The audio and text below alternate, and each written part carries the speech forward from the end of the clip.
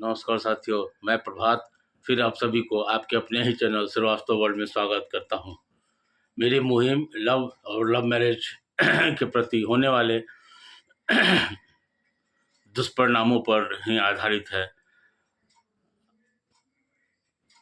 जिस समय दोनों लड़का और लड़की एक दूसरे को समर्पण करने के लिए और एक दूसरे से अपूर्व वादा करते हैं एक दूसरे का साथ न छोड़ने का, और फिर साथ छोड़ करके जो है उस लड़की के जीवन को तबाह कर देते हैं, और जब बच्चा हो जाए तो उसे भी अपने पास लेकर के चले जाते हैं, भाग जाते हैं।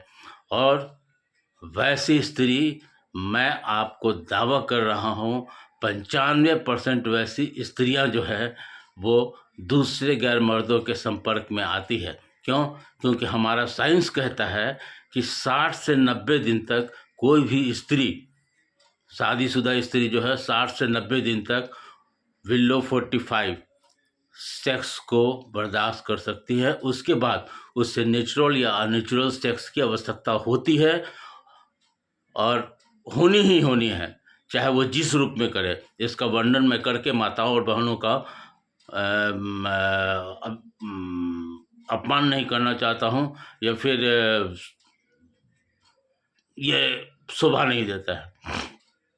दूसरी ओर 30 वर्ष का उम्र सबसे खतरनाक उम्र होता है, जिसमें औरतों को सेक्स इतनी जागती है कि जिसका भरपाई कर पाना जो है वो लगभग नामुमकिन हो जाता है।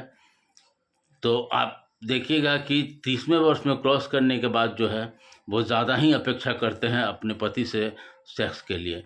और अगर वो शादीशुदा हैं तो, अगर वो कुंवारी है तो अननेचुरल सेक्स की ओर जाएंगी, या दूसरे लड़कों से के प्रति अट्रैक्ट होकर के, वो ना भी शादी की हो, दूसरे लड़के के प्रति अट्रैक्ट होकर के वो सेक्स करेंगे ही करेंगे। और ये मेरा श्राप है कि ऐसी स्त्रियां कभी जीवन में खुशी ना प्राप्त करें, खुश ना हो।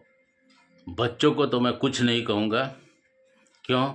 क्योंकि जन्म देने वाली माँ ही, जब एक कहावत है कि पुत्र का पुत्र हो सकता है, माँ को माता नहीं होती है। और मैं तो कहूँगा कि लव मैरिज वाले केस में या अरेंज मैरिज के कुछ 1-2% केस में जो है वो जो बच्चों को ले करके और पति को धोखा दे करके चली जाती हैं, वैसी स्त्रियां कुमाता से भी बदतर हैं, और इनको सज़ा मिलनी चाहिए, चाहे वो जिस रूप में हो, मिलनी चाहिए और मिलेगी। ये मेरा संकल्प है और ऐसा होना ही चाहिए। ठीक है दोस्तों, फिर मिलते हैं अगले वीडियो में।